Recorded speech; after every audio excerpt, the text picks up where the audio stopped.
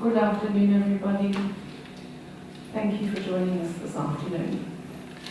My name is Zoe Butt. I'm the Artistic Director of the Factory and also co-curator of the current exhibition on the ground floor, to which this discussion is inspired by, because both Tammy Wen and Han Chong are somewhat inspired themselves by the role of cartography and its relationship to storytelling.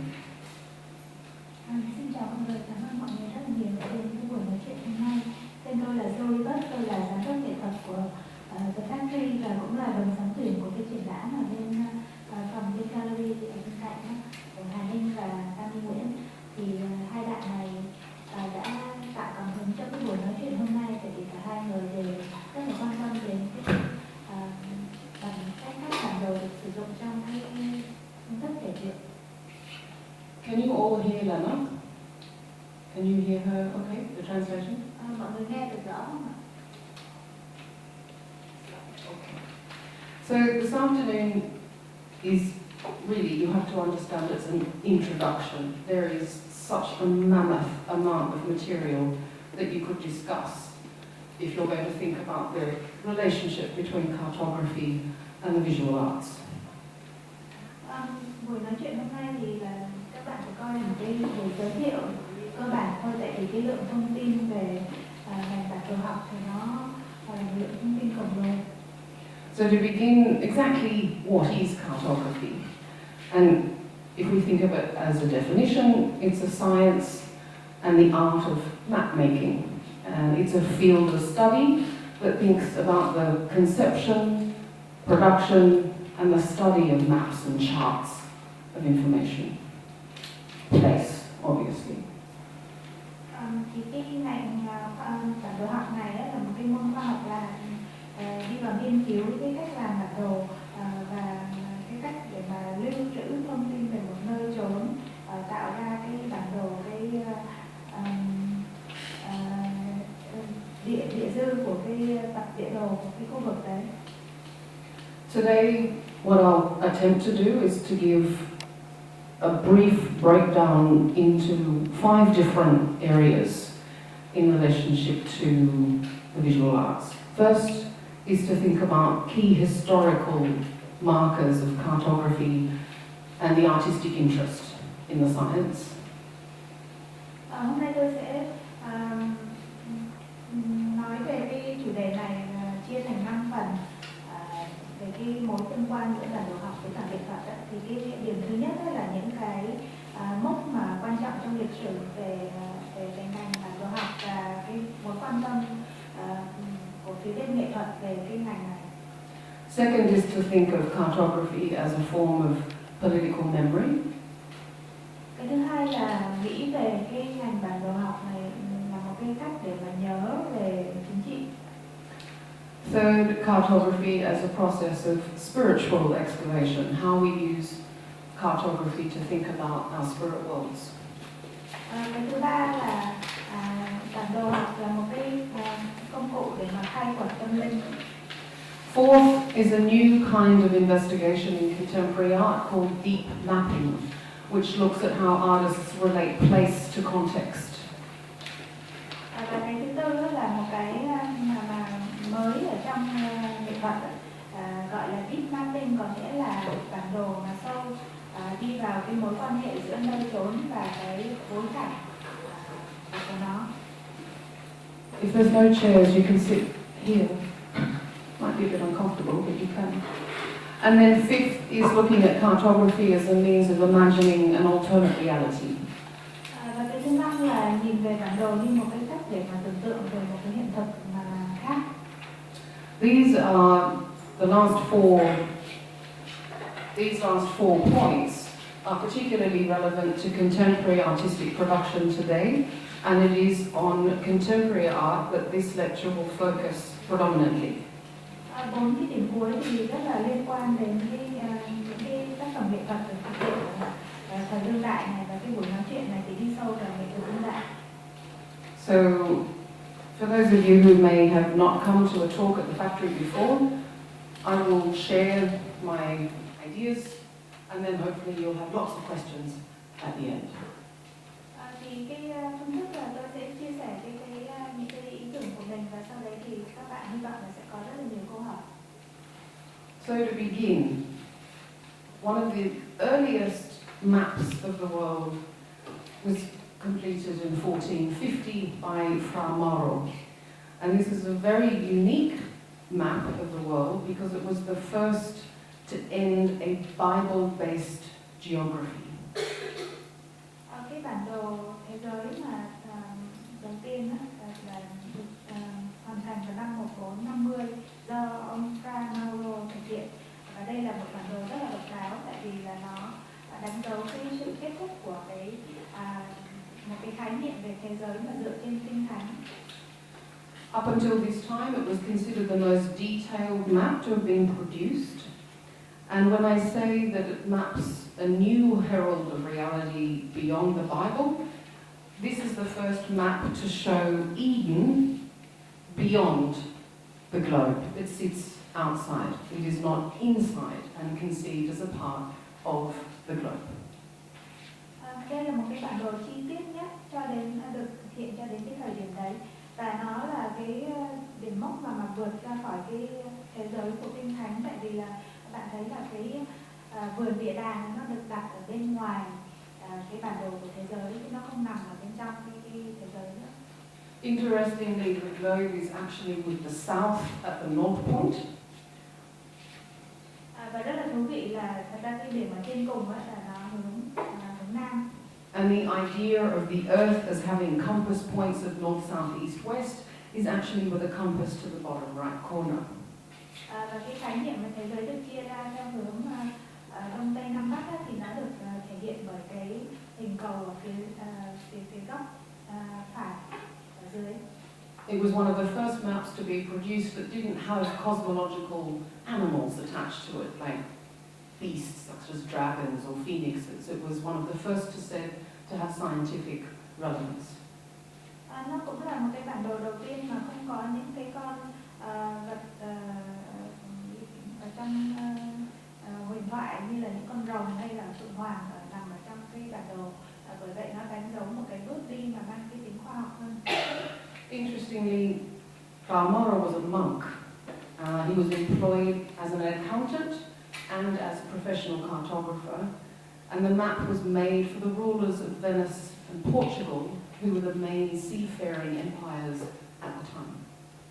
Rất là thú vị là cái ông Fra Mauro này là một tu sĩ, rồi ông được tu viện điều về để làm kế toán với cả làm cái nhà mà vẽ ra cái bản đồ này, và cái bản đồ này nó được dùng để phục vụ cho nhà vua của Venice với cả Bồ Đào Nha, là hai cái vương quốc thời đấy là mạnh nhất về đường biển.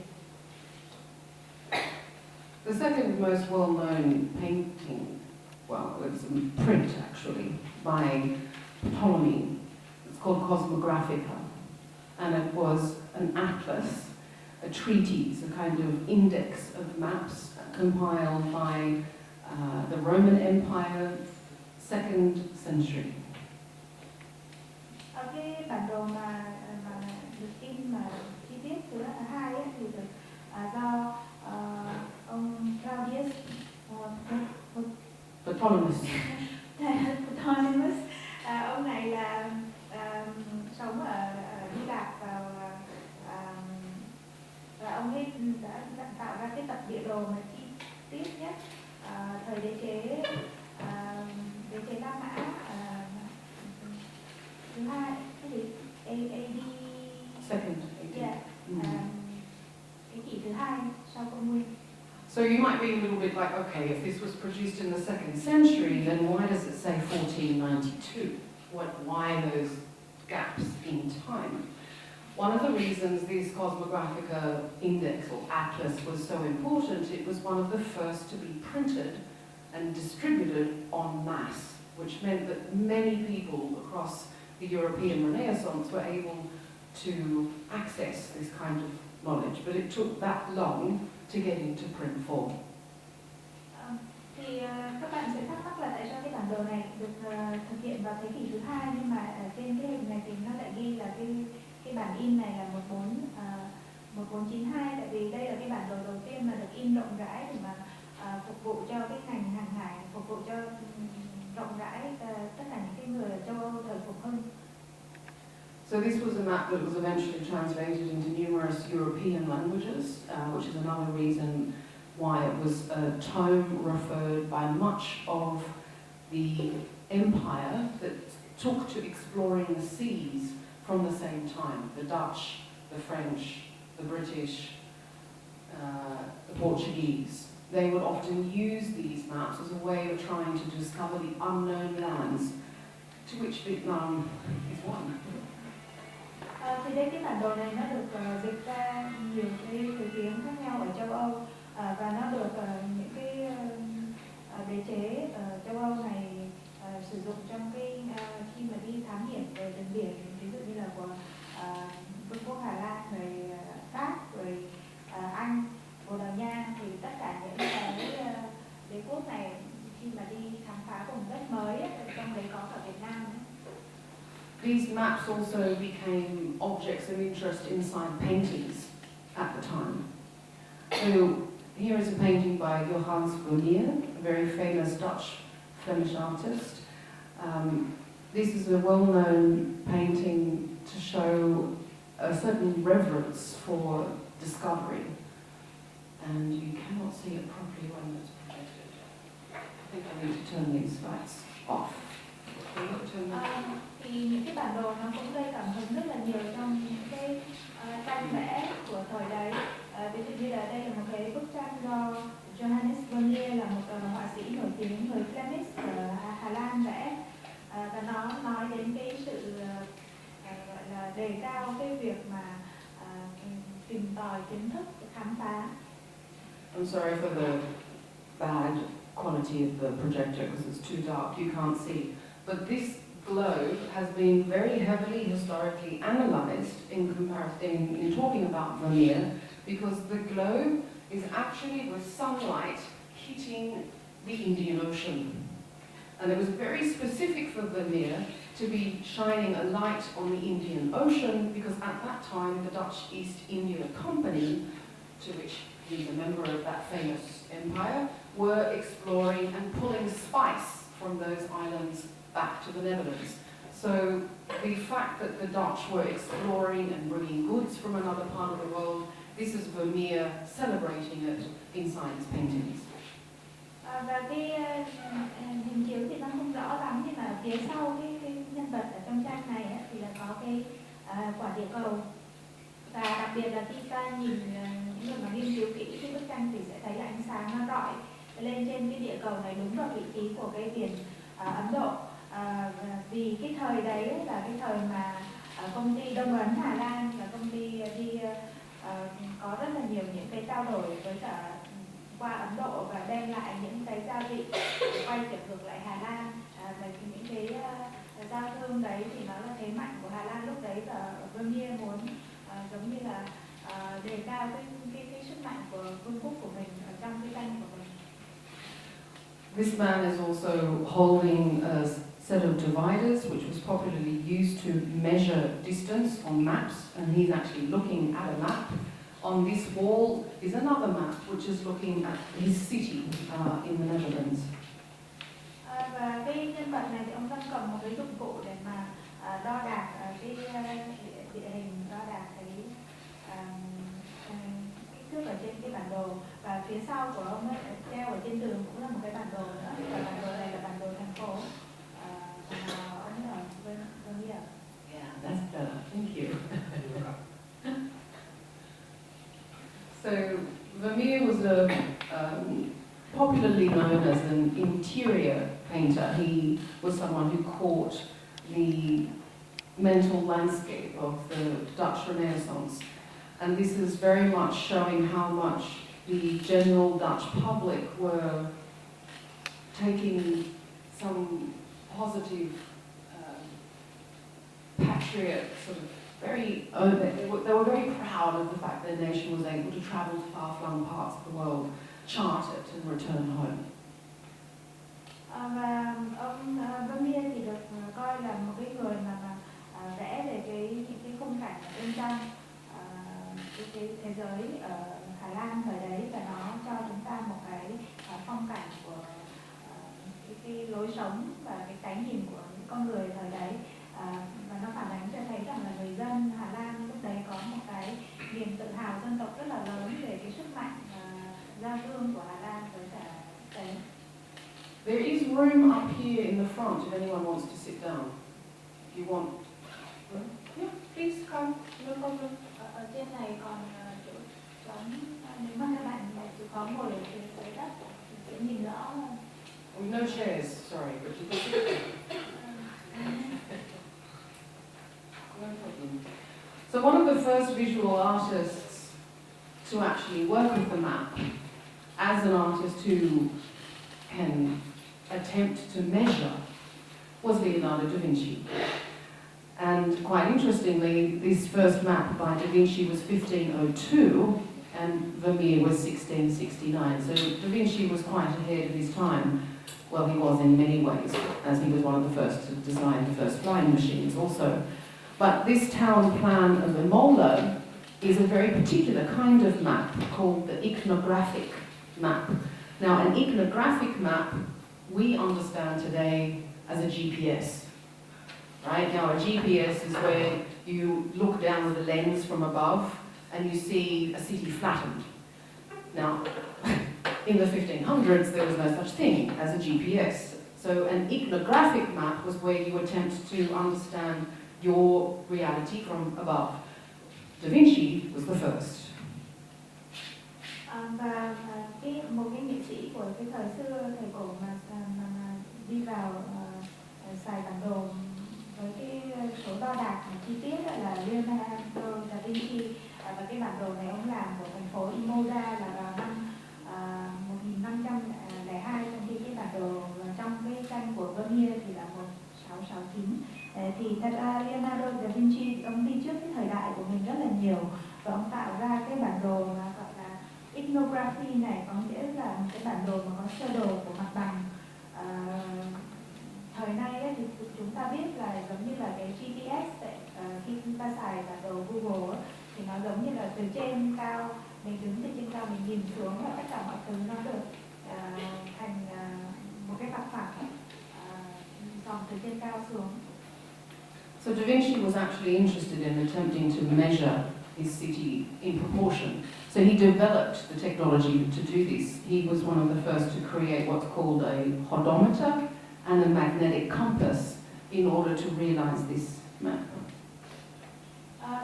Da Vinci rất là quan tâm đến việc muốn vẽ lại mọi thứ theo một cái kích thước tương đối tỷ lệ với nhau, và để làm được cái điều này thì ông đã sáng chế ra một cái thiết bị hodometer, có nghĩa là đồng hồ đo khoảng cách, với cả cái la bàn có 5 châm. But if we return to Vermeer, one of the things that started to happen if we jump into the 20th century is an understanding that maps are created in order for us to measure. Now, if we measure something, often the reasons we want to measure is so we can control. But who is controlling and why? So in Vermeer's era, the idea of measuring and mapping and controlling was about bringing trade to the Dutch Empire. It was about understanding how far our culture was able to benefit. But what happened to the people in that Dutch Empire that were not understood to be Dutch beforehand? In the 20th century, we see a growing suspicion about how maps are used and why they're created. Và khi mà đưa vào cái bản đồ ra thế kỷ 20 ấy, thì bản đồ cho đến thời điểm lúc đấy là được sử dụng để mà đo cả kích thước, đo đạc cái khoảng cách, và cái việc đo đạc này là nhằm phục vụ mục đích quản lý. Vậy thì có câu hỏi là ai quản lý và tại sao? Và trong cái thời của Vermeer thì cái quản lý này nó nằm ở cái việc quản lý giao thương, quản lý cái khả năng mà cái đế chế Hà Lan họ có thể dang rộng cái mạng lưới giao thương của mình đến vùng đất xa xôi nào. Nhưng mà những cái con người nằm trong cái đế chế này thì họ là những cái người như thế nào thì lại không ai biết được. Bởi vậy qua đến thế kỷ 20 thì có rất là nhiều những cái nghi vấn được đặt về cái việc mà cái vai trò quản lý nằm ở trong cái bản đồ. So one of the first groups in the early 20th century to start thinking about the psychogeography of the world, meaning how maps determine how we understand people and culture and place, was the Surrealists, just coming out of World War I.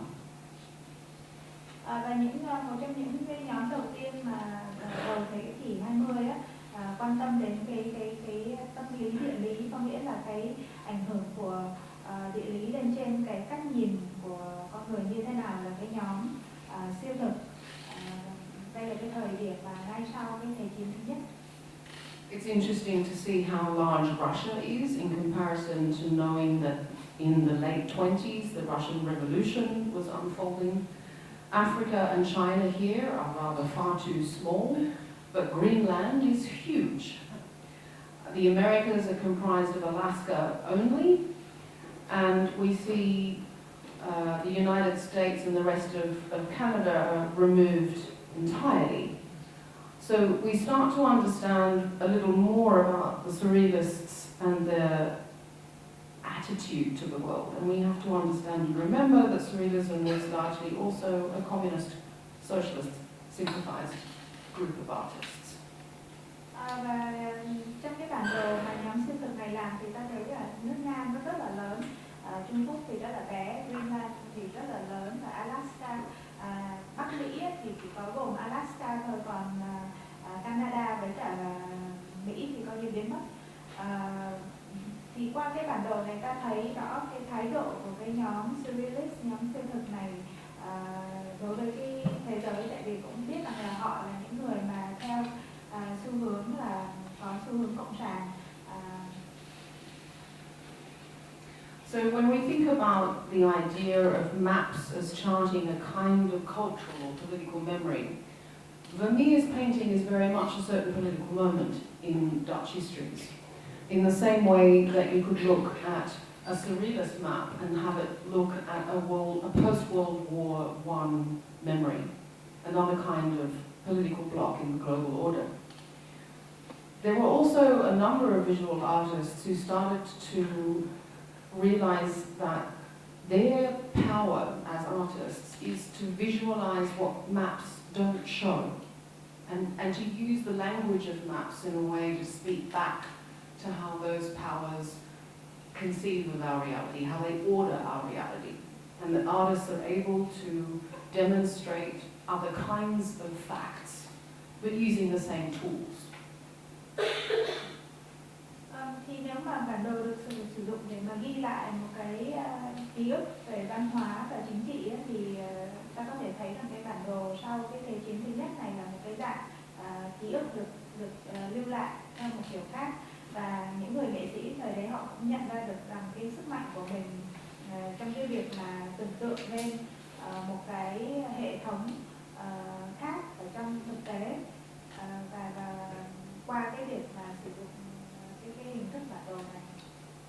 So, and again, as I mentioned earlier, the history of cartography and visual art is so massive. I had to be very selective in what I was showing you in order to show the gamut of how cartography is looked. So I'm jumping a fair amount, and I'm about to jump to post-World War II. Cái lượng thông tin về bản đồ và về nghệ thuật nó quá lớn, nên bởi vậy tôi phải sơ lược chọn lọc ra một số thông tin và phải nhảy qua giai đoạn rất là nhiều.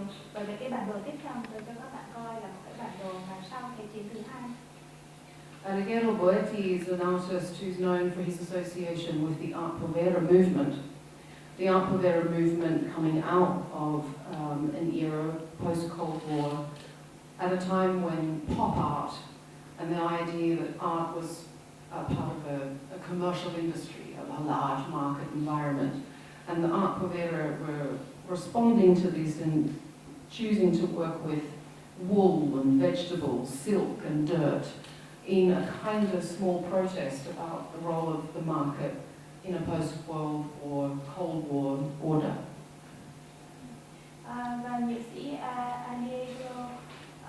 Boetti này là ông ấy thuộc cái nhóm art purveyor sau cái thời mà chiến tranh lạnh á, và cái thời điểm đấy á, thì nghệ thuật trở thành một cái gì đấy nó nằm trong thị trường thương mại, và nó được thương mại hóa rất là nhiều. Bởi vậy những cái người mà thuộc art purveyor thì họ phản kháng lại bằng cách là sử dụng những cái chất liệu rất là bình thường, giống như là len, rau củ, lụa, đất đai để mà họ làm cái tác phẩm của mình.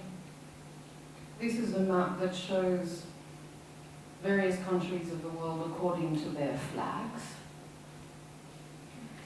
Bản đồ này thì nó thể hiện tất cả nhiều nước trên thế giới mà sử dụng cái quốc kỳ của họ. It's embroidery on cotton and was produced by a number of different women in Kabul in Afghanistan. Nó được thêu lên trên vải cotton và được một số những cái phụ nữ ở Kabul, ở Afghanistan thực hiện. So it shows the breakup of the Soviet Union, the unification of Germany, and disputes over territories in the Middle East and regime changes across the whole Eurasian Peninsula. Nó cho ta thấy được cái sự tan rã của Liên Xô, cái hợp nhất của nước Đức, và cái thay đổi tranh chấp về lãnh thổ ở những cái nước Trung Đông, đồng thời là những cái xung đột ở khu vực Eurasia. It took over 20 years to realize and has become a very important object in the discussion of cartography and the visual arts for understanding that maps are not only produced by those that measure, but an understanding that the production itself can also be done by those who are not cartographers. These women were embroiderers, tasked to work for an artist, imagining a different way of mapping information. So the idea of the science merging with the visual arts, it becomes a different kind of information relation. The idea that the production of this can be visual. Bản đồ này mất 20 năm để thực hiện, và nó là một cái tác phẩm quan trọng trong cái khi mà nói về cái mối quan hệ giữa ngành bản đồ học với cả nghệ thuật đó. Tại vì nó nói lên cái việc mà cái việc làm bản đồ nó không cần phải là những cái nhà mà chuyên gia làm bản đồ làm nữa, mà đây là những cái người phụ nữ không chuyên được một cái nghệ sĩ người Ý này thuê để mà theo lên cái thế giới theo một cái cách tưởng tượng khác so với trước kia. So if we think conceptually about maps being produced by embroiderers, Hong Hao is a Chinese artist who looks at how maps can be digitally manipulated, and he has taken ancient maps from China and attempts to show a new world order. Vậy nếu mà cái tác phẩm của Boetti này là được thêu lên trên cotton thì Hong Hao là một nghệ sĩ người Trung Quốc, thì ông ấy nói về là cách bản đồ có thể được thay đổi ở trên bằng mặt điện tử. Ông lấy những cái bản đồ thời cổ của Trung Quốc và biến hóa nó thành một cái thế giới khác. Hong Hao was trained as a printmaker, and so he often works with the silk screen.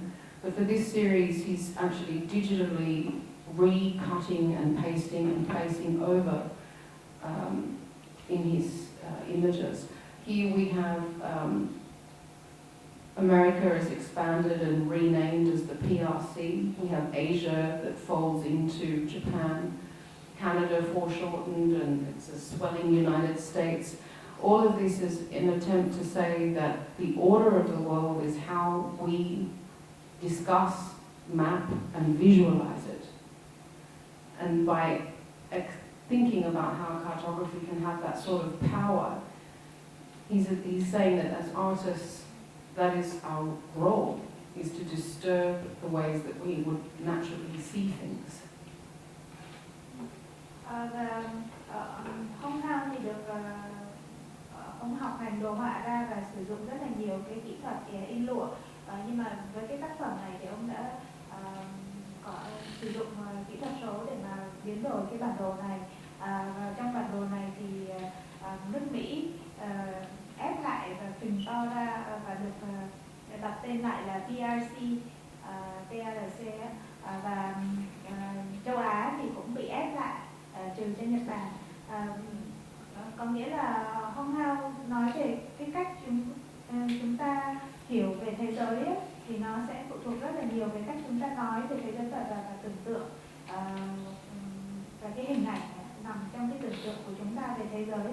Vậy thì cái người nghệ sĩ thì họ có cái vai trò phải xáo động cái đấy lên. Other artists have chosen to think about how documents require maps. In Sri Lanka, during the civil war, which took place between 1983 and 2009, there were many Tamil Sri Lankans in the north who had their land taken from them, all documents taken from them, homes, they were removed from their homes. And as a consequence of losing all of this very important material, their understanding of home became a very abstract and a very emotional lack of space. So T. Shanathan, a Sri Lankan artist, decided to do a very important project by asking every citizen of Jaffna in the north to physically draw their memories of their home in terms of an architectural plan. Thì một nghệ sĩ khác mà đi vào nói về việc nhiều cái văn bản nó yêu cầu phải có cái bản đồ đi kèm á, thì nghệ sĩ người Sri Lanka Shanathan, thì cái Sri Lanka có cái cuộc nội chiến từ 1983 cho đến 2009, và nhiều người thuộc sắc tộc Tamil này là họ bị đuổi khỏi cái nơi họ ở và bị mất rất là nhiều giấy tờ liên quan đến đất đai của họ. Bởi vậy cái khái niệm về nhà của họ trở thành một cái gì đấy rất là trừu tượng và không có cái không gian thực. Bởi vậy nghệ sĩ mời những cái người dân thuộc vùng Jaffna ở phía bắc của Sri Lanka vẽ lại cái ký ức của mình về ngôi nhà theo những cái giống như là những cái bản đồ sơ đồ nhà. So Shanathan, over a period of 15 years, went around Jaffna asking them to draw their memories of their family home. Often these houses no longer exist. Then Shanathan worked with an architect to draw their memory into architectural form, and then he created a tombool. A tombool is a Dutch register, which is a legal document that is to say these lands are owned by the following people. Thì cái dự án này nó 15 năm rồi, thì nghệ sĩ Shanathan này đi khắp vùng Jaffna và nhờ người dân, yêu cầu người dân vẽ lại cái ký ức của họ về ngôi nhà xưa, ngôi nhà của gia đình, và những cái ngôi nhà này thì không còn nữa. Và sau đấy thì ông đưa cái này cho một cái kiến trúc sư để vẽ lại thành cái sơ đồ nhà và tạo ra cái tombool. Tombool là một cái từ ở tiếng Hà Lan, nó có nghĩa là giống như là cái sổ đỏ của mình vậy. So interestingly, here we have an artist book that potentially stands in as a substitute for a legal document that says these are the numbers of people who lost their land. Thì đây tác phẩm cuối cùng nó là một cái cuốn sách của nghệ sĩ, và nó trở thành một cái tài liệu thay thế cho cái việc mà đây là những cái người mà đã mất cái đất đai của họ. In thinking about how artists can create different materials that stand in for memories lost, Chinese artist Qin Gan decided to use his own body to chart and reenact Mao Zedong's historical Long March. Và khi nói về những cái chất liệu thay thế có thể sử dụng để mà ghi lại những cái ký ức bị quên lãng thì nghệ sĩ Chinga người Trung Quốc này đã sử dụng chính cơ thể của mình để ghi lại cái bản đồ cái hành trình trường chinh của Mao Zedong. So for those of you who may not know, 1934 to 1935, October 34 to October 35 was a military retreat by the Red Army of the Communist Party of China. It was a march that eventually was to consolidate Mao Zedong's power in the Chinese Communist Party. He eventually became leader of the party following this historic march. Và những người công ích thì từ tháng 10 năm 1934 cho đến tháng 10 năm 1935 thì của Hồng quân ở Trung Quốc có một cái cuộc hành trường chinh lớn mà chính là từ cái cuộc trường chinh này nó đã thống nhất cái quyền lực cho Mao Zedong. So basically there was an artist collective in Beijing known as the Long March Project who decided to do their own reenactment of this historic march. Qinggan, at every site, there are 12 famous sites of this march. Each site he would sit down and have someone tattoo his back with the name of that place on his back. Có một nhóm nghệ sĩ ở Bắc Kinh tạo nên cái dự án Long March là dự án trường chinh này thì cái cuộc trường chinh này nó có 12 cái địa điểm mà nổi tiếng ở trong cái hành trình đấy thì cứ đến mỗi cái địa điểm đấy thì nghệ sĩ Chinga này mời ai đấy xăm cái địa điểm đấy lên lưng mình. A video was taken of the journey. Photographs were taken as soon as the tattoo was completed. So as a body of work, there are 12 photographs and a video documentary. Đi kèm thì nó có cái video ghi lại cái cuộc tái tạo cái cuộc hành trình này và mỗi cái địa điểm sau khi được xăm lên lưng của nghệ sĩ thì được chụp hình lại, bởi vậy nó có 12 cái hình nữa. So we have Shanathanan. Is this an art object or is it a legal document? Chinga. Does the artwork belong to Chinga or is Chinga belonging to the artwork? Trong cái hai trường hợp này thì với cả Shanathanan thì không rõ là cái cuốn sách này là tác phẩm của nghệ sĩ hay là một cái cuốn sách có cái giá trị gì là tư pháp. Còn với cả Chinga thì không rõ là cái hình mà xăm lên lưng của anh là cái tác phẩm nghệ thuật hay là bản thân anh là thuộc về cái tác phẩm. What is interesting increasingly with a lot of artists who use cartography is that the memories that they are using on their bodies or in their documents belong to a larger social memory. These are not individual stories, they belong to a collective body. Điều thú vị là những cái nghệ sĩ mà sử dụng cái phương thức bản đồ này trong tác phẩm của họ thì những cái ký ức được ghi lại nó không phải là ký ức cá nhân nữa mà nó là ký ức tập thể. As you can see, we've gone through with visual artists employing embroiderers, we've had artists employing architects, we've had an artist use his own skin. Then we also have artists who recreate experiences of the past using video. Và ta đã thấy có nghệ sĩ thì sử dụng phương thức là theo, nghệ sĩ thì có kết hợp với cả kiến trúc và nghệ sĩ sử dụng cả chính cái da thịt của mình. Và sau đây thì còn phương thức mà nghệ sĩ đã tái tạo lại một cái hành trình qua video. So I'm going to show you a brief clip. This was by two artists, Janet Cardiff and Georges Miller. And I had the pleasure of actually doing this walk myself, and it was incredible because at this particular train station in Kassel in Germany, she takes you on a journey remembering that 55,000 Berlin Jews from this station were taken to detention camps and eventually annihilated. And as she takes you through her own memories of this history, there is a disjunct between your reality, the one that you're being told, and the one history remembers. Và tôi sẽ cho các bạn xem một cái clip.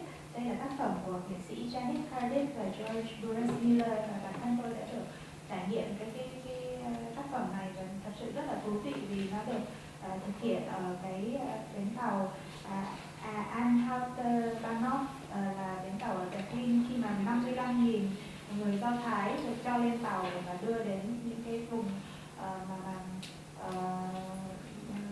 những cái khu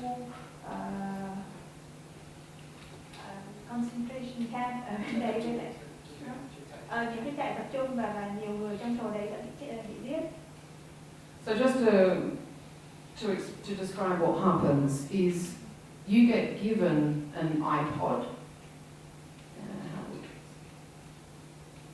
Và cái trải nghiệm này nó thật sự rất là lạ, tại vì lúc đấy thì cái ký ức về cái nơi trốn và ký ức mà những cái gì mình biết được về cái sự kiện này, và ký ức mà nghệ sĩ đã tạo ra trong cái tác phẩm nó lẫn lộn với nhau hết.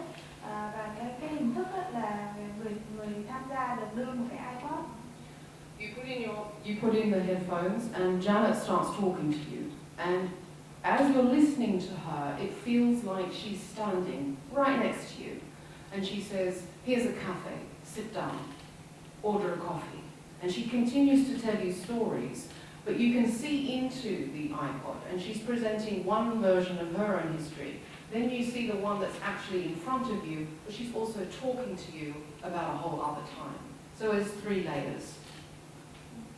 Thì khi mà đeo xem cái iPod này thì nó có cái tai nghe, thì khi mà đeo tai nghe vào thì Janet Cardiff và cô ấy nói, và trong cái tai nghe và có cái cảm giác giống như là nghệ sĩ đứng ngay sát bên kế bên mình vậy, và cô sẽ cho mình những cái hướng dẫn là phải làm gì. Ví dụ như là ở đây có cái quán cà phê, bạn hãy ngồi xuống và gọi một cái ly cà phê đi, và sau đấy thì nghệ sĩ sẽ nói về một cái lịch sử, một cái câu chuyện của riêng mình, và đồng thời chúng ta nghe cái đấy và chúng ta thấy được một cái hiện thực ở đúng cái nơi mà nghệ sĩ đang còn miêu tả diễn ra trước mình, một cái hiện thực khác, và đồng thời thì nghệ sĩ cũng có thêm những cái thông tin về lịch sử nữa.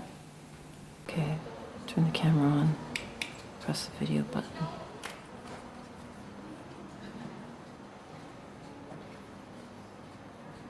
I'm sitting here right now with you in the train station castle, watching the people pass by. It's very intimate in ways, watching people. You can see how they walk, so you can tell if they're happy or sad, or lost somewhere in their minds.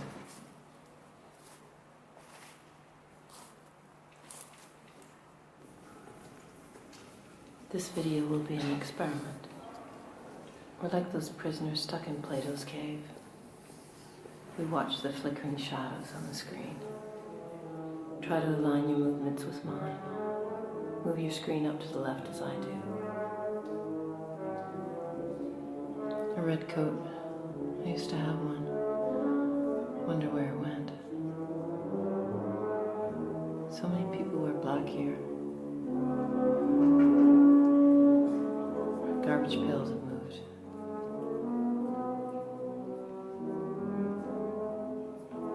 Do you see the musicians? They're between the pillars now.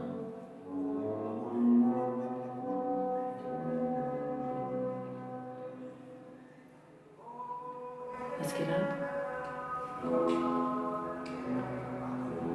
Follow them.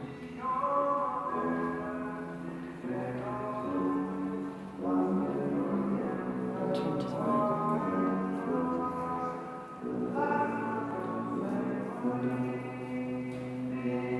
Try to follow the image.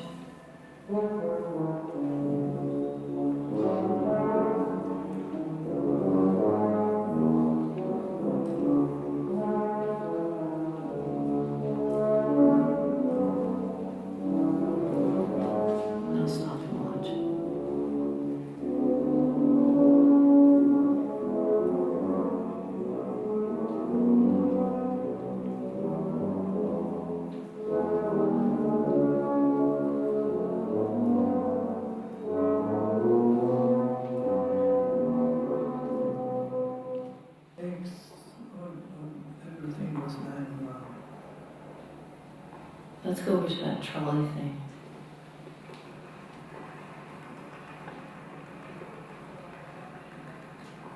I read about this.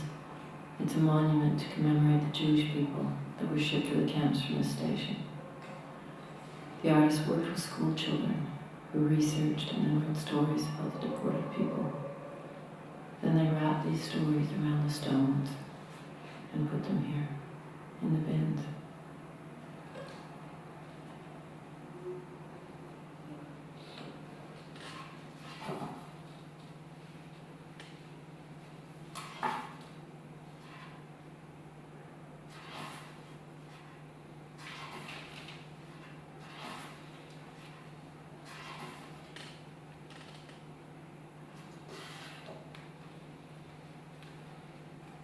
They boarded the trains on platform 13.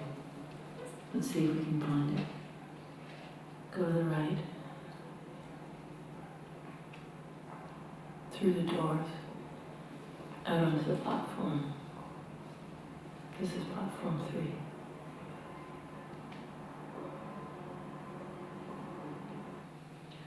I wish I could show all of it, but you can find it online easily. You might be asking, why do we consider this to be cartography?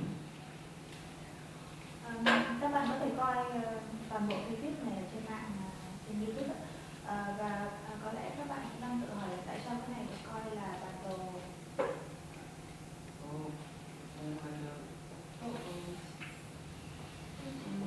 Sorry.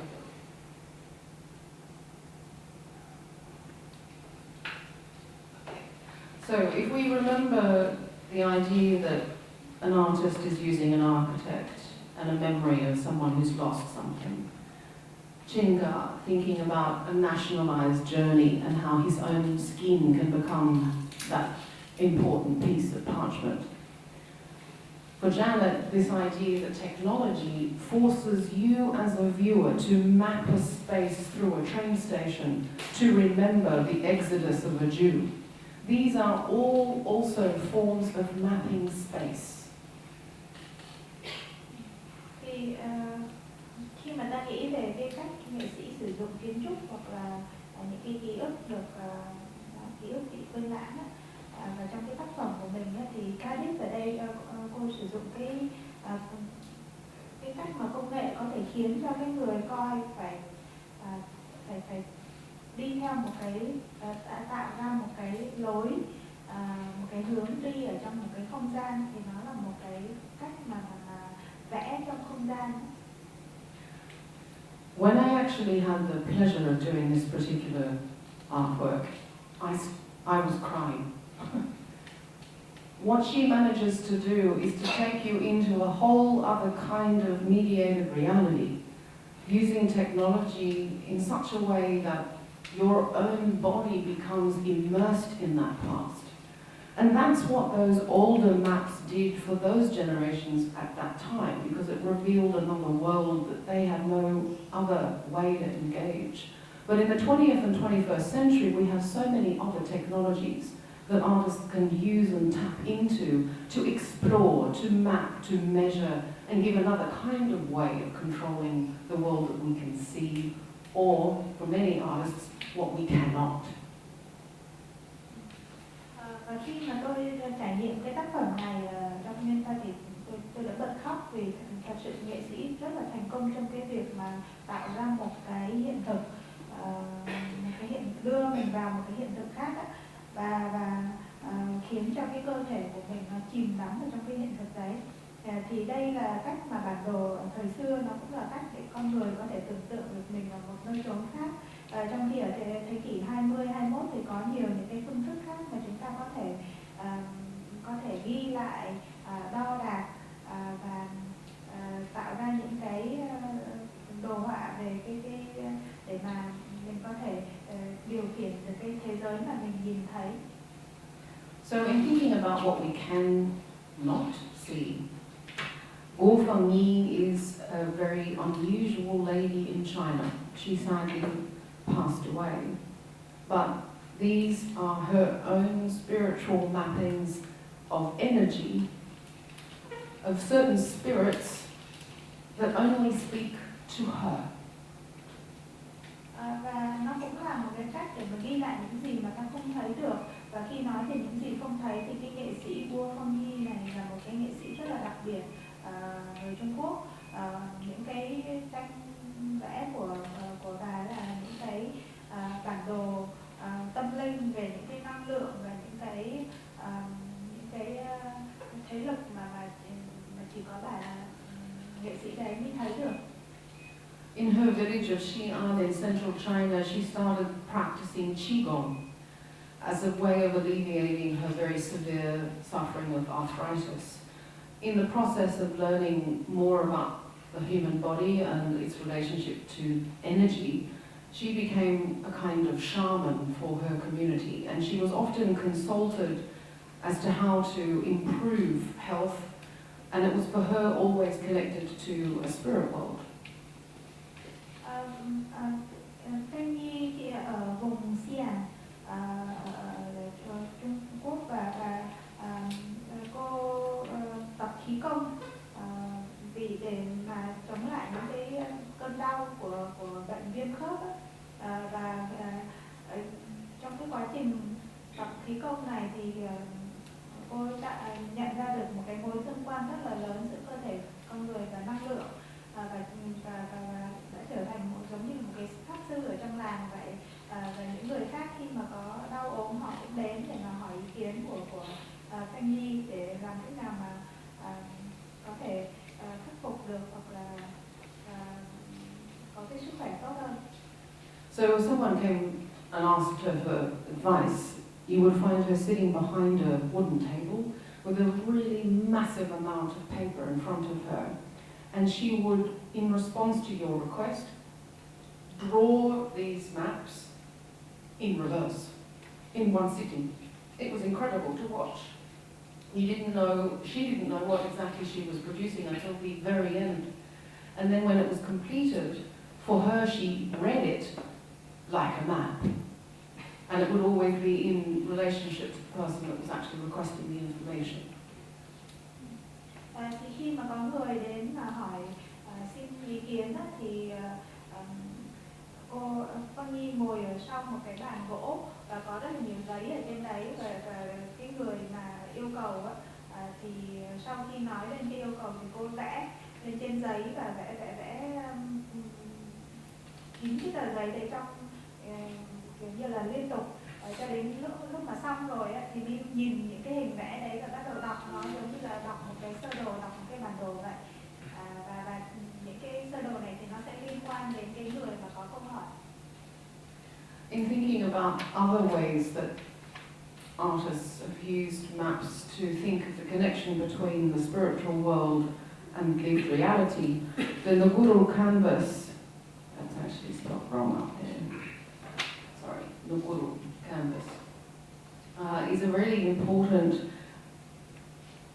massive painting to have been produced in 1997, put together by over 40 indigenous artists in order to argue to the Australian government that this land of the Western Sandy Plains belonged to them. Các bản đồ được sử dụng như là một cái nối kết giữa thế giới tâm linh với cả hiện thực, cũng được sử dụng ở trong nhiều những cái văn hóa khác. Ví dụ như là cái bản đồ New này là cái bản đồ mà do 40 người nghệ sĩ dân tộc gốc ở Úc họ hợp lại để họ vẽ cùng nhau để mà họ có thể kiến nghị lên với chính phủ để nói về cái vùng đất mà họ vẽ. Vùng đất ở phía tây của Úc là cái vùng đất thuộc cái quyền và thuộc cái dòng dõi của họ. For those of you who don't know much about Australian politics, basically when the British arrived, indigenous Australians had their land taken from them. Now, indigenous Australians, they don't have paper that gives evidence that this land belongs to this mob or another piece of paper belongs to another mob. British moved in and stole. The Nguru people were given the opportunity to challenge the Australian government in the late 1990s. But in order to talk to the courts, they needed paperwork. But they didn't have paperwork. So what are they going to do? As a group of varying tribes, they came together and said, we need the Australian government to understand our commonality. We need some kind of document as evidence that we know our land. And they chose to map the waterholes of the Great Sandy Plains as a massive canvas and submit this as political evidence. It eventually awarded them with right and native title. So as a consequence, they were given native title right to govern and take and live on this land. Những ai không biết về cái chính trị của bên Úc á, thì khi mà những người Anh đến cái châu lục này á, thì những cái người bản địa ở đấy, người thổ dân ở đấy thì họ làm gì có giấy tờ để mà chứng minh cái quyền cái chủ quyền giữ đất của họ, và bởi vậy thì đất đai này đều bị người Anh họ chiếm lược hết, và những cái người dân tộc ấy họ mới đấu tranh để mà đòi lại cái quyền trên cái lãnh thổ của họ vào năm 1990, những năm 90. Nhưng mà để mà khi mà đứng trước tòa án để làm sao để mà chứng tỏ được rằng là họ có cái quyền cái đất này thuộc về họ, thì họ cần phải có một cái chứng từ, một cái gì đấy để mà minh chứng cái điều đấy. Và bởi vậy những người nghệ sĩ này thuộc nhiều những cái bộ tộc khác nhau để mà chứng minh rằng là họ biết và họ thuộc cái lãnh thổ của họ, họ thuộc cái đất của vùng đất của họ, thì họ ghi lại hết tất cả những cái địa điểm mà có nguồn nước ở trên cái vùng đất rộng lớn này, tạo thành một cái bản đồ chung này. Then to think about how other artists will use their aesthetic skills to map information that a lot of people would ordinarily not know. Tiffany Chong, many of you may know, this very important Vietnamese artist. She often will create her own maps. She will use embroidery, ink, acrylic. Sometimes she will collaborate with other local artists to finish and detail certain sites. But for Tiffany, particularly with a project where she's looking at how boats across Asia have traveled with unwanted peoples. She has worked with the UNHCR, the Red Cross. She's worked with a lot of international aid organizations to get access to information, statistics of where people leave and arrive in an attempt to show the quantity of people who take to the sea looking for survival, means of survival. Xin nói thêm là về cái phần những người bản địa ở Úc thì họ đã chiến thắng ở trong cái khi mà trước tòa án và họ giành lại được cái quyền tự trị ở trong cái vùng đất của họ. Và sau đấy thì có những cái nghệ sĩ khác mà đã dùng những cái hình thức để mà bản đồ này để nói lên những thứ mà thường những người thường họ không biết.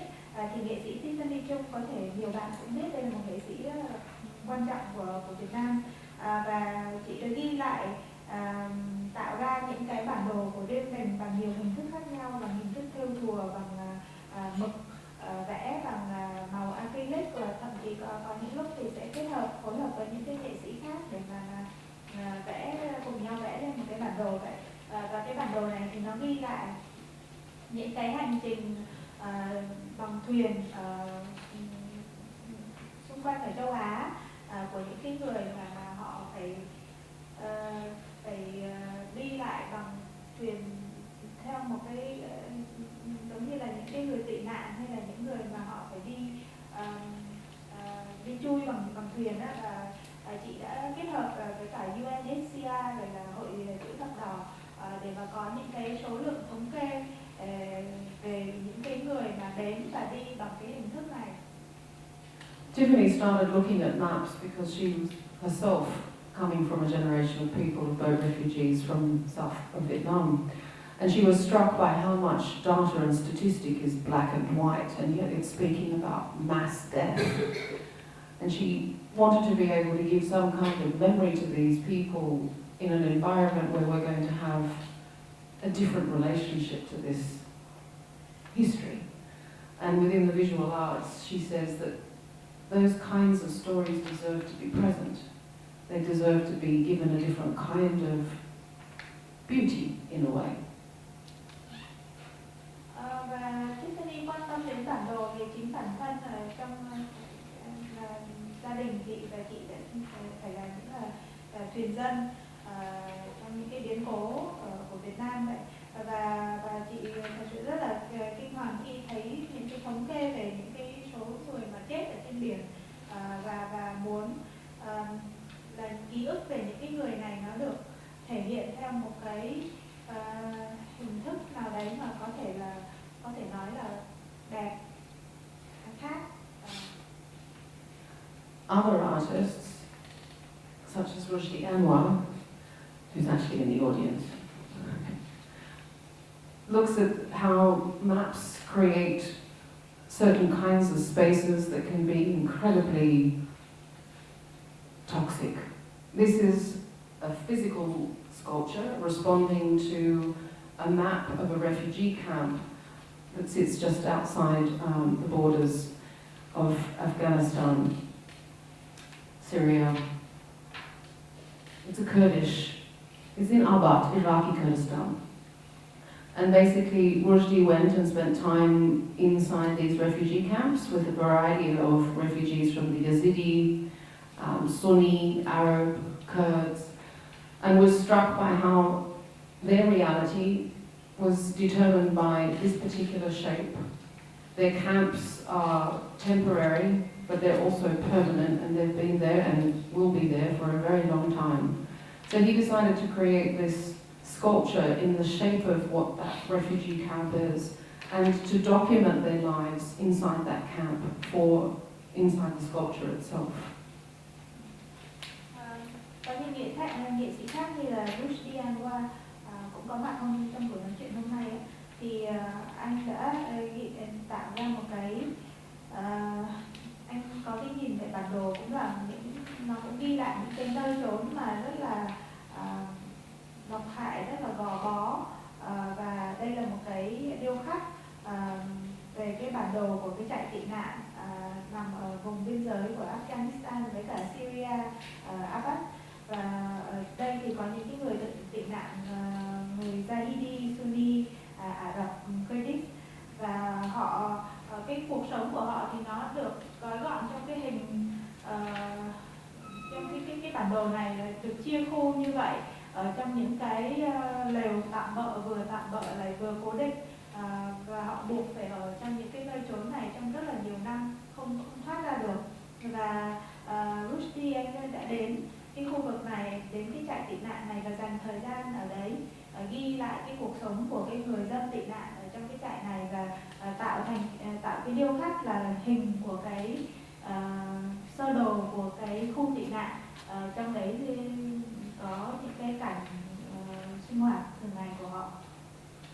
So while we have Tiffany turning maps into these quite beautifully embroidered and painted objects, but they're actually telling tales of mass trauma, Rushdie is also looking at how refugee camps, which can be methodical, as if they are just some kind of graph for people to understand how to order mass exodus, which is what a refugee camp must try and control.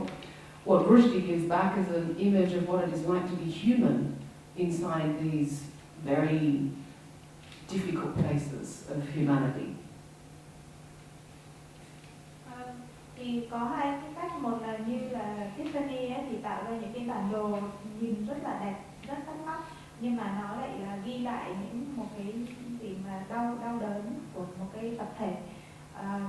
Còn như Rushdie ấy, thì là sơ đồ của cái trại tị nạn, thì nhìn cái sơ đồ thì nó rất là gọn gàng, nó là một cái cách thức để mà quản lý khi mà có một lượng lớn những cái người dân họ di chuyển từ chỗ này đến chỗ kia. Đấy là cái vai trò của chạy tị nạn. Nhưng mà trong cái hình hài mà có vẻ là tối giản và đơn giản như vậy ấy, thì anh lại đưa lại một cái cách nhìn của con người hơn, một cái đưa nó xuống cho chúng ta thấy được cái hoàn cảnh của người ở trong một cái sơ đồ mà nhìn gọn ghẽ như vậy. So while we have artists give the human side back to statistic and basic information, we also have artists who seek to show the insanity behind order and to try and give some kind of crazed logic. Here we have a Burmese artist, Zoe, attempting to map how ethnic minorities in Burma are militarized or attached to certain NGOs to show just why this conflict is so impossible to solve, which is basically ethnic clashes that have been going on in Burma for centuries. Thì đấy, từ nghệ sĩ đưa một cái góc nhìn, đưa một cái bản đồ về cái tốc độ mà con người ấy, thì lại có cái nghệ sĩ sử dụng cái cách dùng bản đồ để cho thấy cái sự điên loạn ở phía sau những cái hệ thống và những cái logic mà nó điên loạn như vậy. Thì nghệ sĩ Sao Mong là người Miến Điện, và anh đã ghi lại những cái mối quan hệ giữa những người dân tộc thiểu số ở Miến Điện và quan hệ của họ đối với cả những cái nhóm vũ trang, hoặc là với những cái tổ chức mà phi chính phủ, và cho thấy cái quan hệ này nó rất là chằng chịt, rối rắm, và bởi vậy thành ra là cái việc mà giải quyết xung đột giữa các sắc tộc ở Miến Điện nó thật sự là một cái vấn đề nan giải rất là khó. So this is a diagram of the countries, corporations, commodities, and the patterns of abuse that occurs as a consequence of these in Myanmar today. Đấy, và đây là sơ đồ giữa tất cả những cái quan hệ giữa những cái chính phủ, những cái tổ chức, những cái công ty và những cái nhóm người chằng chịt ở Miến Điện thời nay. Another artist that looks at the crazed kind of mappings that are invisible is a project by Trevor Paglen, where he looks at the number of CIA sites across the world, secret aircraft routes that are paid and set up by the American government, which is called a rendition program. Basically, it means where the US wants to interrogate certain suspects, they will then fly them to another site in order to interrogate them. Trevor Paglen has been mapping these kinds of sites on and off for most of his artistic career. It takes the form of these kinds of maps, but then he will also show photographs of sites, massive amounts of infrastructure that are off radar, not found on any satellite, that is funding secret intelligence. Và nghệ sĩ Trevor Paglen thì ông lại ghi lại những cái bản đồ về những cái thứ mà vô hình mà mọi người không biết được. Đây là bản đồ của tất cả những cái trụ sở của CIA của Mỹ, và nó nhằm mục đích là khi mà cái cơ quan CIA này họ muốn tra khảo một cái người nghi vấn ở đấy, họ có thể bay đến những cái vị trí này để mà họ thực hiện cái cuộc tra khảo đấy. Và đây là những cái trụ sở được hình thành ở những cái địa điểm bí mật mà nó sẽ không hiện lên ở bất kỳ những cái bản đồ mà GPS nào mà người thường người ta có thể nhìn thấy được. Và nghệ sĩ đã tìm tòi tạo nên cái bản đồ này qua nhiều năm trong suốt cái quá trình sáng tác của mình. So then to move on to another realm of artists using maps to imagine another kind of reality. So I've talked about how artists look at maps as forming a different kind of historical past, how artists look at maps as a form of reconnecting to another spirit world, or how artists are using maps as a way of a deeper understanding of the human side of cartography. Now I just want to end by looking at how artists use maps as a way of imagining other worlds. Tôi đã nói về cái cách mà bản đồ được sử dụng để mà tưởng tượng về một cái quá khứ lịch sử, hoặc là để mà nối tiếp với một cái thế giới khác, hoặc là thế giới tâm linh, hoặc là để mà nói lên cái khía cạnh con người ở trong cái bản đồ. Và bây giờ tôi muốn kết thúc bằng cái cách mà bản đồ được sử dụng để mà tưởng tượng về một cái thế giới khác, một hiện thực khác. This is the work of a Chinese artist, Zhu Zixie, a very important thinker today, who is a teacher. And he believes that in order to fully explore the capacity of the human mind, we have to understand how life can become a trap because of our habits. And that it is through our habits that we fall into a kind of complacency where we fail to see what is in front of us. And we have to understand we must break out of this trap. For him, one of the ways he does this is by a commitment to remapping fact. And so he creates these beautiful, large-scale worlds where he is literally recharting a whole amount of encyclopedic data. And for this, one has to wander through all the outer worlds to reach the innermost shrine at the end.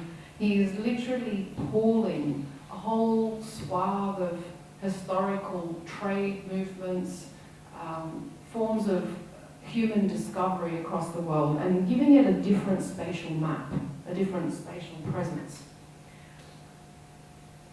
Và đây là tác phẩm của nghệ sĩ Zhu Zixie, là một nghệ sĩ rất là quan trọng của Trung Quốc, và hiện tại ông cũng là một giáo viên. Và đối với nghệ sĩ này thì ông suy nghĩ rằng là để mà có thể khám phá được toàn bộ khả năng của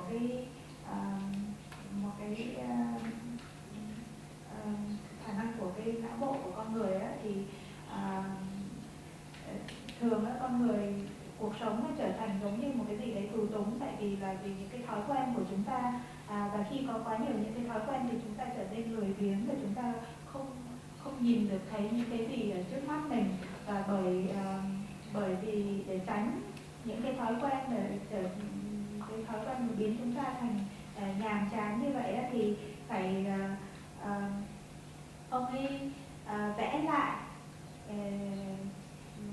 bản đồ theo những cái thông tin, những cái luồng thông tin khác nhau, và một cái lượng thông tin khổng lồ. Ví dụ như là cái tranh vẽ này là nó gồm rất là nhiều những gom từ nhiều những cái tài liệu về giao thương ở trong lịch sử, về những cái di chuyển để mà trao đổi hàng hóa, và vẽ lại nó theo một cái hình hài ở trong không gian khác nhau. This is actually a detail from a map called the Map of Religions. And what he's done is research an incredible amount of historical events that have occurred for various faiths. And he's attempted to place them textually on a map, but in a landscape that he's entirely imagining himself. And what was really interesting when I exhibited this as part of the Sharjah Biennial earlier this year is the number of young people who would stand in front of these maps for hours and attempt to find themselves. And that was quite a rewarding aspect as a curator, to see this young people coming in and saying, oh, there I am, there's Hinduism, or there I am, Islam, or it was just one of those moments where you realise that as an audience, when we're looking at maps, quite often we're trying to find ourselves. Bản đồ này á, là một cái trích đoạn ở trong cái bản đồ ông vẽ về tất cả những cái gọi là bản đồ về tôn giáo, và dựa trên rất là nhiều những cái sự kiện tôn giáo trong lịch sử để nhưng mà lại vẽ nó lên trên một cái khung cảnh hoàn toàn từ cái sự tưởng tượng của nghệ sĩ. Và cái tác phẩm này nó được triển lãm ở cái Saya Biennale đầu năm á, và khi mà tôi thấy rằng là rất là thú vị, là rất là nhiều những cái bạn trẻ khi đến coi triển lãm thì sẽ dành rất là nhiều thời gian và tiếng đồng hồ đứng trước tác phẩm để cố gắng tìm xem là mình ở đâu. Ví dụ như là đạo Bà La Môn ở đây này, đây Hồi giáo nằm ở đây này, thì ta thấy rằng cái thói quen của con người khi đứng trước bản đồ ấy là chúng ta đi tìm bản thân. I should say also that this is an extension of Juvia's training in the art of ink painting. These are all done in ink. Và tôi cũng nói thêm rằng đây tất cả những cái tranh này được vẽ bằng mực tàu, vì nghệ sĩ được huấn luyện bởi mực tàu. What is quite interesting about standing in front of Juvia's works is that there's no authorship of one history here. There's a massing of knowledge just pulled all together as one, which somewhat relates to how Adriana Bustos from Argentina is attempting to give agency to the audience, in that for this particular work, which is a map of major events written by men about the colonial histories of the Andes. And the way you are meant to experience this work is through a red looking glass. So to look at this painting, you're told to stand in front of a red piece of glass. When you stand in front of that red piece of glass, all of the red disappears, and history has become a blank slate.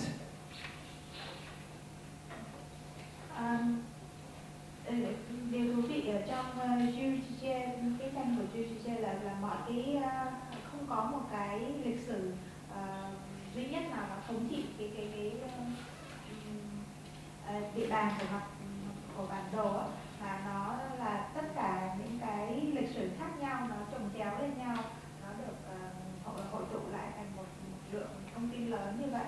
Và một cách khác để mà nói về lịch sử là Adriana Bustos là nghệ sĩ người Argentina, thì cô vẽ có một cái bản đồ về mà là do những cái người đàn ông họ ghi về cái lịch sử và độ thực dân ở vùng Andes, và người xem muốn xem cái tác phẩm này thì nhìn qua một cái lớp kính màu đỏ, và điều thú vị là khi mà nhìn qua cái lớp kính màu đỏ đấy thì tất cả những cái hình mà đỏ ở trên cái tranh vẽ này nó biến mất, và giống như là cái sơ đồ về thế giới nó trở thành một cái gì đấy mà trung tính, nó còn trống.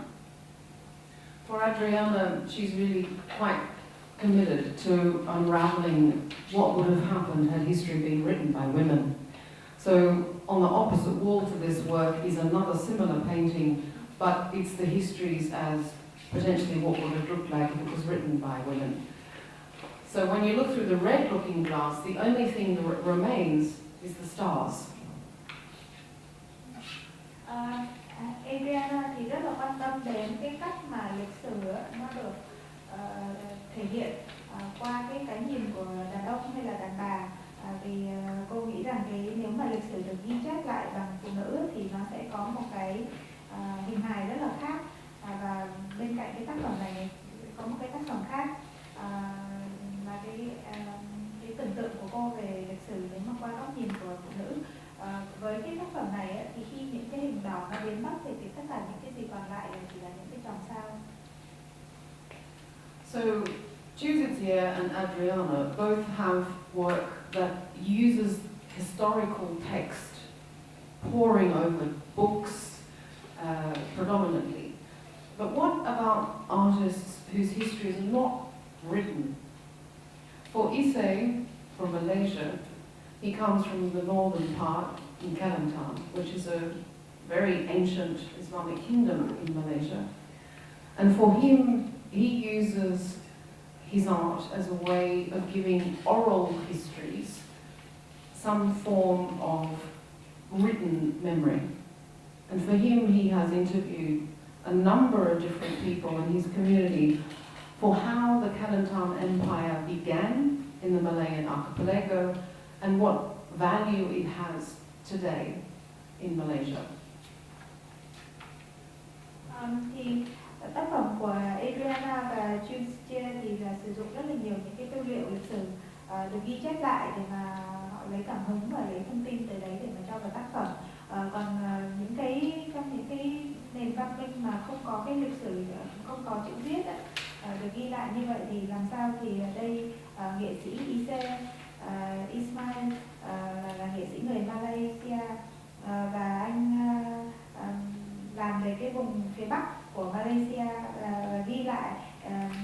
Anh muốn đưa cái lịch sử mà được qua cái phương thức kể chuyện đó, truyền miệng, cho nó một cái hình thức hình hài khác khi được viết lại, khi được ghi lại, ghi chép lại là những cái ký ức được ghi chép lại và bằng cách là phỏng vấn người dân ở khu vực này về cái đế chế Kalimantan thời xưa và nó được hình thành như thế nào và nó còn những cái vai trò như thế nào trong thời hiện tại. What was interesting for Issei to realize this is that much of the histories of these people are known only by the imam, which are the religious sect of his community. When he attempted to give visual to these stories, the local imam got really upset. And there was a contest as to whose truth was true over others. So when we attempt to measure, control, and visualize that in some way, one important aspect about cartography is that there will always be a contest of opinion as to whose reality and their measurement of that is the right one. Điều thú vị trong tác phẩm của Issei là tất cả những cái lịch sử của người dân và vùng đất của anh Kalimantan này thì người mà nắm giữ cái kiến thức về cái vùng này thì là những cái imam, có nghĩa là những người tu sĩ Hồi giáo và khi mà anh biến nó thành những cái hình vẽ, những cái chữ viết rồi đó thì nó làm cho những cái người imam này rất là bức xúc, tại vì lúc đấy là có những cái tranh chấp về cái nào thực và cái câu chuyện của người nào thì đúng hơn người nào, bởi vì ta thấy rằng khi mà bản đồ là một cái cách để mà đo đếm, đo đạc và quản lý thông tin, bởi vậy khi mà có chúng ta cho nó cái hình hài ấy, thì tất yếu là sẽ có những cái tranh chấp xung quanh chuyện đấy. So that's the end of what I've prepared for today. To close, I hope that I gave a little insight as to how contemporary artists are approaching ideas of cartography. There's not just about paper and putting a mark and measuring like a typical scientist's map, but it's about the imagination of measurement using the tools that are available to artists today, be that video, sound, object making, the ability to imagine and chart in their own ways. And that's, for me, what is the most important part about cartography in contemporary art, that it can give a validity, that those documents, those objects can stand in as important memories, like Shanathan with his book that showed certain people's memories as valid. Like Rushdie Anwar in saying that those people's memories, those refugees have lost an incredible amount, and we need to acknowledge what those facts are. We need to acknowledge that these people are living in a permanent state of temporary. And is that right? And the fact that artists can come in and remap these realities is one of the most important and most powerful things, I think, about the presence of cartography in contemporary art today. Và để kết thúc thì tôi muốn nói rằng là có rất là nhiều những cái cách mà nghệ sĩ đương đại có thể áp dụng cái bản đồ, cái cơ chế của bản đồ và trong cái tác phẩm không chỉ bằng giấy bút như là truyền thống nữa, mà nó là liên quan đến cái cách mà mình có thể tưởng tượng về cái cách để đo lường, cái cách để mà di chuyển qua không gian để tạo ra cái sơ đồ qua nhiều những cái chất liệu khác nhau quen thuộc với cả nghệ sĩ đương đại hiện tại, giống như là video và âm thanh, cả tranh vẽ, rồi là nhiều những cái hệ thức khác nhau, và những cái vật mà được tạo ra nó có cái khả năng mà ví dụ như của nghệ sĩ người Sri Lanka thì nó có khả năng công nhận được một cái sự mất mát ở trong lịch sử về đất đai của một số người dân chẳng hạn, hoặc là của Rushdie ấy, thì là cho ta thấy về cái mặt cái mặt con người mà khi mà những cái người sống trong một cái trạng thái mà nó bấp bênh, đấy thì có rất là nhiều cái khác nhau gì ạ. So do I have any questions? Vậy bây giờ là chuyển qua phần câu hỏi, có câu hỏi. So I think maps, the wonderful things about maps is because there's a code of how to read it that is agreed upon, right? So you get a lot of information from looking at a chart that seems maybe simple, but like from knowing the code, you get a lot of information. So when it's imagined like this, there's no system, agreed upon system, you know. So how do you read it aside from seeing it? It could be like maybe quite chaotic. And for example, like Jujia's map, you know, because it's on a landscape that he imagined. So how do you read this?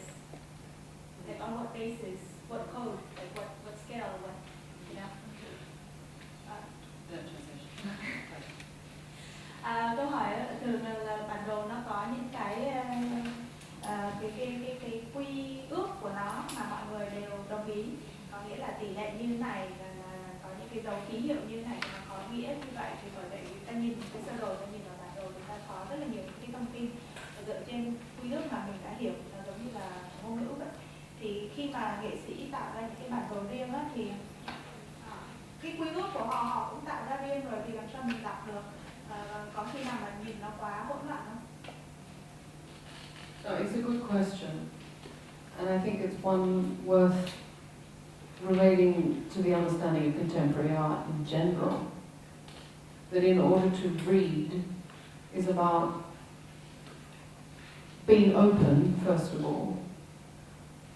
And it's a step to say, I don't understand what I'm looking at. I mean, the number of young students who I've given a world map to, and I've said, please show me where Australia is.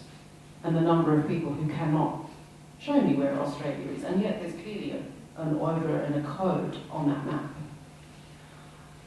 The ability to read any kind of document is to ask questions about why.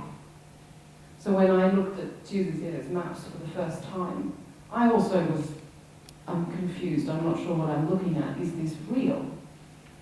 And then I would ask more questions. Why did you create this imagined landscape? What is your relationship to maps? And as a consequence of asking the artist why, it became evident to me about how to position myself in front of it. But I understand, if that artist isn't there at the time, how do you know? And this is the dilemma with a lot of contemporary art, is there's an expectation to walk away and immediately know. And I think that's the beauty of culture, is to say to you, I want you to walk away and not know, and to ask more questions as a consequence.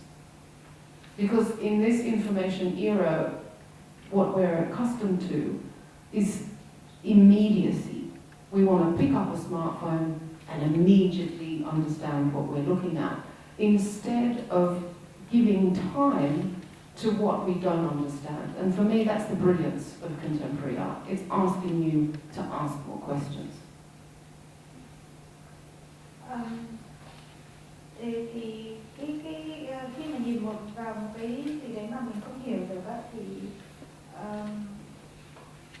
thì cũng có nhiều những trường hợp, ví dụ như là người đưa một cái bản đồ thường cho một cái người mà họ không quan tâm đi gọi là tìm cái châu Úc ở đâu á, thì nhiều người họ cũng không tìm được, mặc dù là đây là một cái bản đồ mà họ có quy chuẩn thông thường của nó rồi. Bởi vậy thì khi ta đọc một cái tài liệu nào đấy mà không hiểu thì câu hỏi đầu tiên là tại sao và cái gì. Và khi mà đặt ra câu hỏi như vậy, và nếu mà có dịp trao đổi với cái người nghệ sĩ ấy, thì ta sẽ thấy rằng là mình có một cái thế, một cái góc nhìn của mình đối với cái thông tin mà được trưng bày ra đấy rồi. Và nếu mà nghệ sĩ không ở đấy thì sao? Thì thật ra là cái thường người ta đi coi triển lãm thì có một cái ngộ nhận rằng là mình xem một cái là mình phải hiểu liền.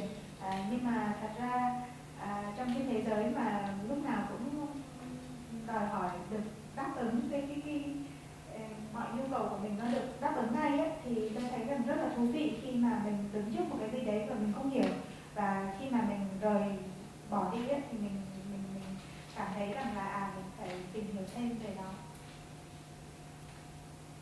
Anyone else?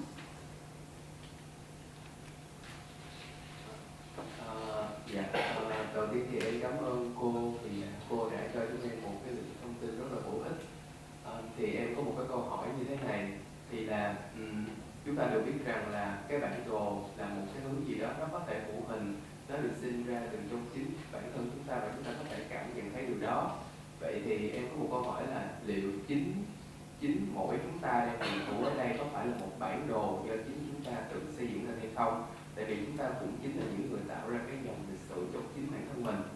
Thì mình có được xem chúng ta đang như là một cái tác phẩm nghệ thuật, hay là chúng ta là một phần trong đó, hay là chúng ta phải vẽ nó ra, phải thể hiện nó trên một cái bề mặt như là giấy, bút hay là một cái gì đó trừu tượng hơn thì chúng ta mới được xem đó là bản đồ, và như vậy chúng ta mới được xem là một phần của tác phẩm đó.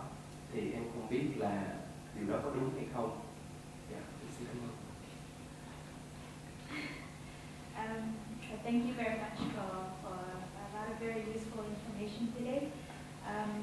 It seems that we are born as maps, like just ourselves. Inherently, we are maps because that's how our life is decided, or how we are made. And so, do we have to express this inner map out into a physical form outside? So first of all, are we considered artworks?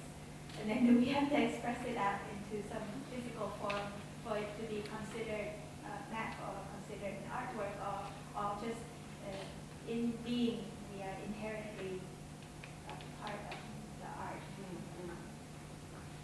I wish you could have met this lovely lady. Guo Fengyi used to conceive herself as a map totally. It was how she would enter a conversation with people asking her for information about their health. She would conceive of her own body as a medium between another spirit world. It would use her body as a chart to pump out the drawings. And she did conceive of her own body, and indeed most humans, as maps to be able to read, and she thought that the only reason we suffer from illness is because we don't know how to read our own maps.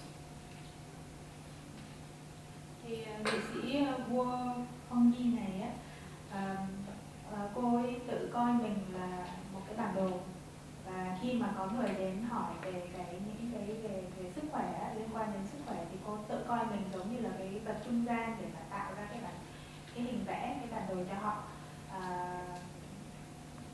để ta có thể đạt được cái sức khỏe của họ. Và cô nghĩ rằng là chúng ta bị nhiều cái bệnh tật nó hoàn thành là tại vì chúng ta không biết cách đọc cái bản đồ là bản thân mình. But I think another way to answer your question in terms of the sciences, you may or may not have already heard of the age-old debate between culture and nature. are we born into culture and automatically inheriting the attitudes and the beliefs of the communities we live in? Or are we born as these natural blank slates where we can carve out our own language and our own way of thinking?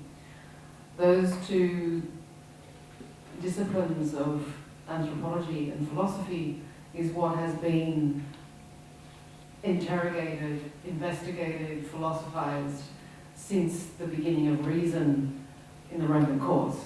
So I would say that we're never going to be able to answer those questions clearly, but that's the point to inquiry, is to try and better understand our relationship to that.